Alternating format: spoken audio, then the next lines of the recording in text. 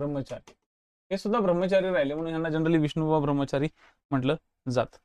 यांचं संपूर्ण नाव जे होतं, ठीक आहे, यांचं जे संपूर्ण नाव होतं ते होतं विष्णू भिकाजी गोखले. विष्णू भिकाजी गोखले. विष्णू भिकाजी गोखले. जन्म रायगड जिल्ह्यातील शेरवलीमध्ये. जन्म 1825 ला रायगड मधील शेरवली या ठिकाणी झाला. कुठे झाला? शेरवलीमध्ये. यांच्यावरती 2023 ला क्वेश्चन विचारला आलेला. ओके, यांच्यामध्ये 2023 वरती क्वेश्चन विचारलेला आहे. तो आपल्याला तर लक्षात आलंच असेल की जे आद्य समाज सुधारक, त्या आद्य समाज सुधारकांवरती सुद्धा क्वेश्चन्स तुमचे विचारले जातात. तर विष्णुबुवा ब्रह्मचारी, विष्णुबुवा ब्रह्मचार्यांचं सुद्धा काम दांडगं होतं. ठीक आहे. कधी कधी जर हे गाव विचारतात, पण कधी कधी आयोग तालुका विचारू शकतात. तर तालुका जो आहे तो मानगाव. ठीक आहे, मानगाव. आता साधी सिंपल गोष्ट आहे, डिपार्टमेंटच्या लोकांनी एवढं लक्षात ठेवायचं की हिस्ट्री नावाचा जो सब्जेक्ट आहे त्याच्यावर तुमचं 50 पैकी 15 मार्काचा वेटेज आहे. म्हणजे सगळ्यात जास्त वेटेज हिस्ट्रीवरती बरं का तुमचं. आता तुम्हाला लोकांना असं वाटायला नको की बाबा आमचं सगळ्यात जास्त वेटेज फॉरेन रिलेशन वरतीच आहे, सगळं वेटेज LPG वरतीच आहे, तर सगळं वेटेज जॉग्राफी वरतीच आहे. नाही, हिस्ट्रीवरती सर्वात जास्त वेटेज आहे. ठीक आहे. म्हणजे हिस्ट्री, इंडियन हिस्ट्री आणि महाराष्ट्राची हिस्ट्री 10 मार्काला, समाज सुधारक 5 मार्काला, म्हणजे 50 पैकी 15 मार्क आहेत. आणि हे 50 पैकी 15 मार्क पैकी 15 मार्क घ्यायचे, हे विसरायचं नाही. म्हणून एकदम घासून पुसून शिकायचं आहे आरंभमध्ये किंवा बाकीच्या बॅचेसमध्ये. म्हणूनच सांगते की मी जे बुक्स तयार करतोय त्यातलं पहिलं आहे तुमचं LPGचं पुस्तक. आणि LPG झालं रे झालं की मी हिस्ट्री प्लस समाज सुधारक, ओके, हिस्ट्री प्लस समाज सुधारक हा घटक मी काढणार आहे. आणि त्यानंतर फॉरेन रिलेशन येणार आहे. म्हणजे जेणेकरून तुम्हाला एक 35 मार्कापर्यंतचा जरी जो वेटेज असतो तो मला लवकरात लवकर तुम्हाला द्यायचा आहे पोरांनो. ठीक आहे. हे सगळ्यात महत्त्वाचं काम हेच असणार आहे. कारण की समाज सुधारकाचं मी स्वतःच ऍडिशन करतोय सध्या. समाज सुधारकाचं माझं फुल ऍडिशन चालू आहे. आणि जवळपास माझा ठोकळा जो आधीचा होता त्या ठोकळ्यामध्ये मी समाज सुधारक जे दिले होते त्याच्यापेक्षा डबल समाज सुधारक आता यावेळेस मी तयार करतोय. म्हणजे जवळपास मी 40-45 समाज सुधारक ऍड करतोय. काहीच सोडायचं नाही. म्हणजे माझा एकच उद्देश आहे की काहीच कमी नाही पडलं पाहिजे. ठीक आहे. तर विष्णू भिकाजी गोखले यांचा जन्म 1825 ला रायगडमधील शेरवली या गावी झाला, जो तालुक्यामध्ये येतो मानगाव. पूर्ण नाव, ओके, पूर्ण नाव विष्णू भिकाजी गोखले. ठीक आहे. आता घरात प्रचंड, ओके, गरिबी होती. घरात काय होती? ती प्रचंड गरिबी होती. अति गरिबी. आणि वडील पण लहानपणी वारले होते. वडील वारले होते, त्याच्यामुळे घराची जबाबदारी यांच्यावर पडली. ठीक आहे. घराची जबाबदारी, ओके, पडली. ओके. लहानपणापासून त्यांना थोडंसं, ओके, लहानपणापासून थोडंसं त्यांना आध्यात्मिक आढळायचं. आध्यात्मिक वातावरण त्यांना घरात मिळाले. जरी ते गरीब असले तरी घरात वातावरण त्यांच्या घरात त्यांना मिळालं होतं. ठीक आहे. काही 1-2 पुस्तकं शिकून, ओके, काही 1-2 पुस्तकं शिकून त्यांना असं वाटलं की आता आपण काम धंद्याला लागलं पाहिजे. आणि घरातली लवकर जबाबदारी पडल्यामुळं त्यांनी काम करायला ते कराडला आले. ठीक आहे. काम करायला कुठं आले? तर कराडला आले. आणि कराडला येऊन, ठीक आहे, कराडला येऊन त्या ठिकाणी, सॉरी कराडला नाही, महाडला आले ते, सॉरी, काम करायला ते महाडला आले. आणि महाडला येऊन त्यांनी, ओके, एक ऑफिस बॉय कसा असतो महसूल खात्यातला, महसूल खात्यात वर्ग 4, ओके, वर्ग 4 या पदावरती त्यांनी काही काळ काम केलं. म्हणजे एकदम कमी दर्जाचं काम त्यांनी केलं. पण नंतर त्यांच्या लक्षात आलं की महसूल खात्यात आपल्याला जो आदर मिळाला पाहिजे तो मिळत नाही. म्हणून त्यांनी ते काम सोडलं. आणि काम सोडल्यानंतर ते किराणा मालाच्या दुकानात काम करायला लागले. किराणाच्या दुकानात काम केलं. म्हणजे त्यांची ही लहानपणाची आयुष्य. पण तिथं सुद्धा त्यांचं काय मन लागेना. ठीक आहे. तिथं सुद्धा त्यांचं काय मन लागाना. त्यामुळं खूप कमी वयामध्ये, म्हणजे बस वयाच्या 23व्या वर्षी, ओके, वयाच्या एक साधारणतः 23व्या वर्षी, जस्ट एक मिनिट द्या.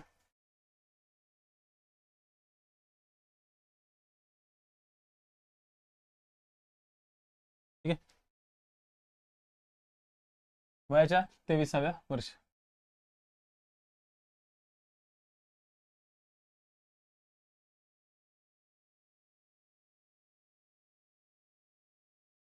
त्यांनी गृहत्याग केला. त्याच्या आधी म्हणजे किराणा मालातल्या दुकानाचं काम करता करता त्या मधल्या काळात त्यांनी परत कस्टम डिपार्टमेंटमध्ये काही काळ नोकरी केली ती, आणि तिथं सुद्धा त्यांचं मन लागाना. म्हणजे महसूल खात्यामध्ये सुद्धा, ओके, महसूल खात्यामध्ये सुद्धा, रेव्हेन्यू खात्यामध्ये सुद्धा त्यांनी काम केलं, किराणाच्या दुकानात सुद्धा काम केलं, कस्टम डिपार्टमेंटमध्ये काम केलं, पण जिथं काम केलं तिथं त्यांना शांतता काय मिळाली नाही. ओके, आणि मग शेवटी त्यांनी ठरवलं की आपण आध्यात्मिक मार्गाकडे जायचं, आणि वयाच्या 23व्या वर्षी त्यांनी गृहत्याग केला. ठीक आहे, वयाच्या 23व्या वर्षी त्यांनी गृहत्याग केला, आणि गृहत्याग करून त्यांनी असं ठरवलं की आता बाबारो चला जंगलात जायचं. ठीक आहे, जंगलात जायचं, आणि लिटरली सप्तशृंगीच्या डोंगरात, ठीक आहे, सप्तशृंगीच्या डोंगरामध्ये नाशिकला, लिटरली बरं का, नाशिकला ते गेले. मिनिट,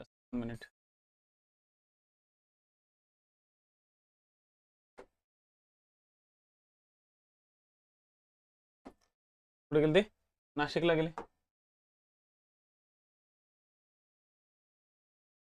नाशिक येथील सप्तशृंगी त्या डोंगरात जाऊन ओके, आध्यात्मिक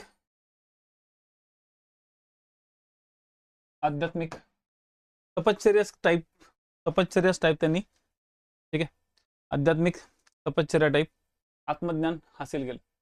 तिथंच त्यांना चमत्कार झाला. ओके, त्यांचं असं म्हणणं होतं की माझ्यावर चमत्कार झालाय, त्यांना ज्ञान मिळालं, आणि त्यांनी वैदिक धर्मातील चालीरीती, ओके, चालीरीती समाजाच्या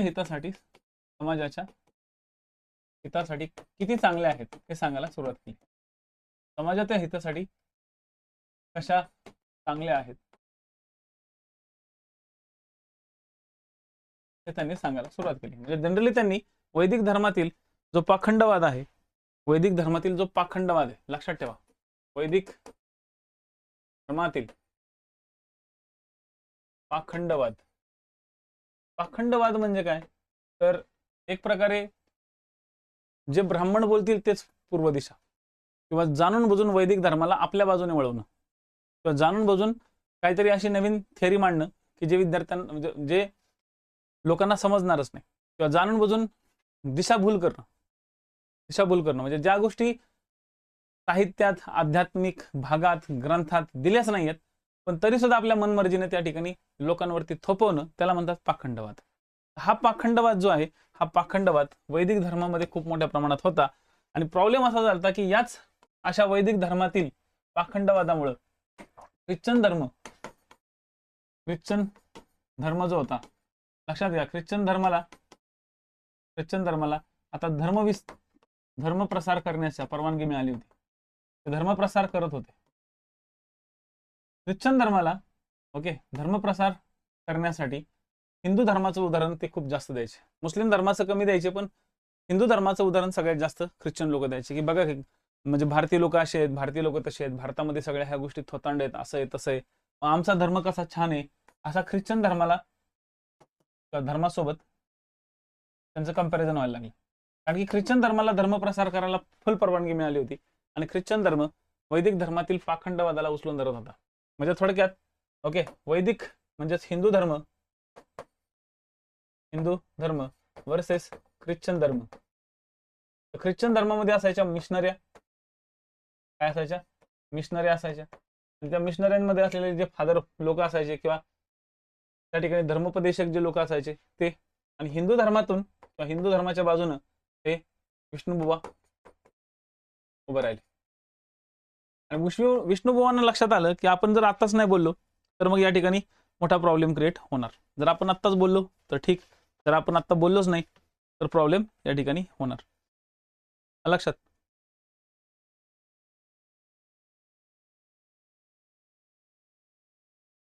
लक्षात.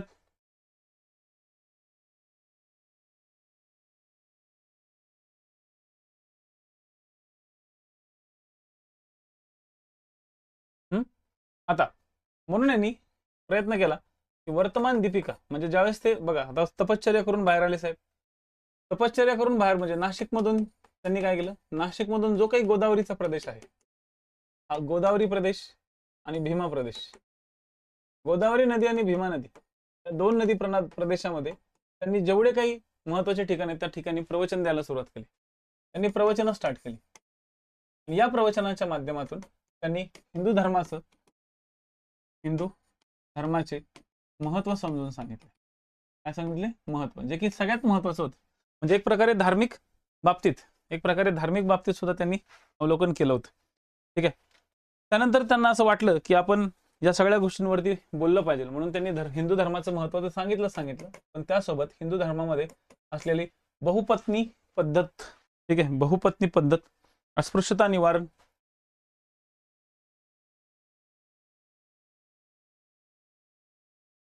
यास विरोध केला. ओके, यास विरोध केला. त्याचबरोबर विधवा विवाह, स्त्री शिक्षणाचा पुरस्कार केला. बघा, विरोध कशाला केला? बहुपत्नी पद्धत. ठीक आहे. तर पाठिंबा कशाला दिला? पाठिंबा खूप महत्वाचा होता. पाठिंबा त्यांनी जो दिला तो दिला स्त्री शिक्षणाला, घटस्फोटाला. स्त्रियांना घटस्फोट घेण्याचा अधिकार आहे.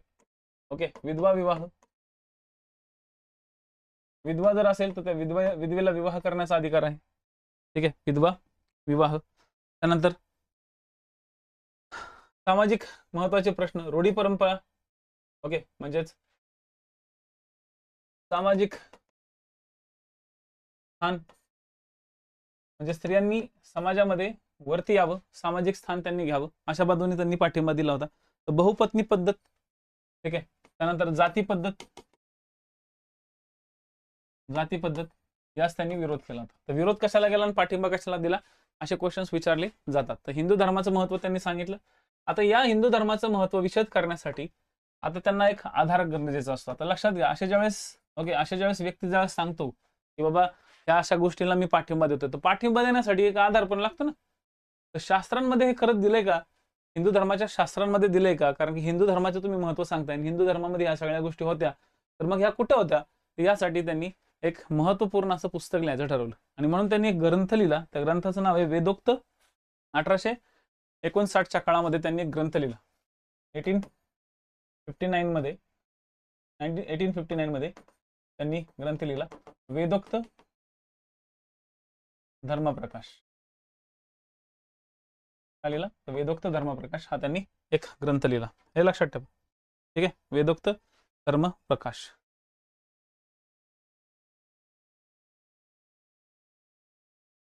लक्षात.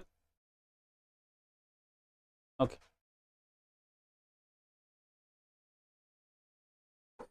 कम्युनिझम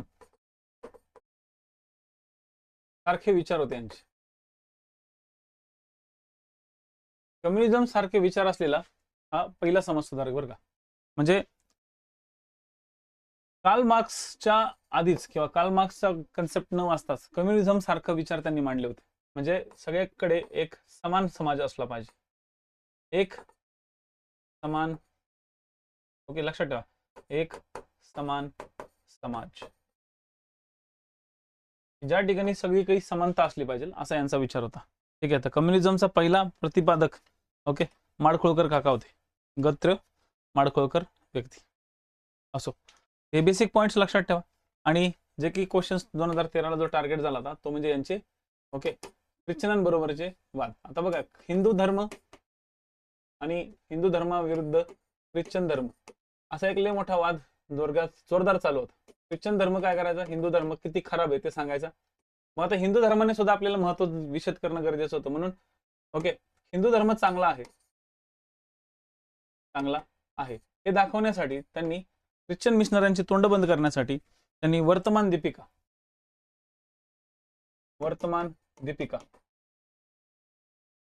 ओके, वर्तमान दीपिका या ग्रंथातून, ठीक आहे, या वृत्तपत्राद्वारे, ग्रंथातून नाही, सॉरी, ग्रंथातून नाही म्हणता येणार, पण वृत्तपत्रातून,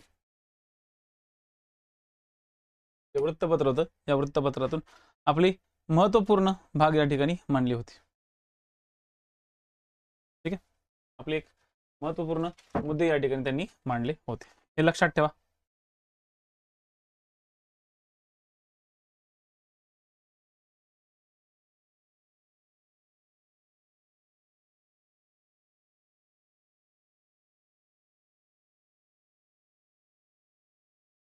ठीक आहे, तर पुढे जाऊन 1879 ला कोणते 3 गोष्टी लक्षात ठेवा. 1879 ला त्यांचा मृत्यू झाला होता. चल,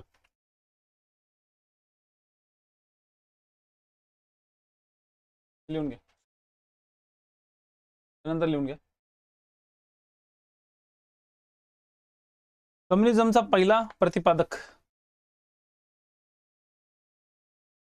ठीक आहे,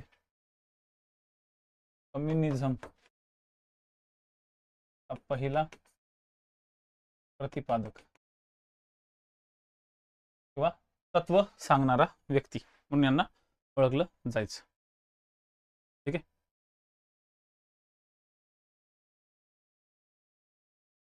तर यांची ग्रंथसंपदा महत्वाची आहे. आता यांच्या ग्रंथसंपदेकडे वळू. तर भावार्थ सिंधू, ओके, भावार्थ सिंधू हा त्यांचा फर्स्ट ग्रंथ होता आणि सगळ्यात महत्वाचा असा ओवीबद्ध ग्रंथ होता. काय होता? ओवीबद्ध एक ग्रंथ 1859 मध्ये त्यांनी हा लिहून ठेवला होता. 59 नाही, 56, 1856 मध्ये त्यांनी हा लिहिला होता. त्यानंतर वेदोक्त धर्मप्रकाश, वेदोक्त धर्मप्रकाश, ठीक आहे. त्यानंतर सुखदायक राज्य प्रकरणी निबंध, सुखदायक राज्य प्रकरणी निबंध. इथंच याच निबंधात त्यांनी साम्यवाद म्हणजेच कम्युनिस्ट, साम्यवाद म्हणजे सर्व समाज सारखा अशा साम्यवादाचा त्या ठिकाणी विचार मांडला. ओके, सहज स्थितीचा निबंध, ठीक आहे, सहज, ओके, सहज स्थितीचा निबंध, सहज स्थितीचा निबंध. बोधसागर रहस्य, बोधसागर रहस्य आणि हेतुबंधानी टीका.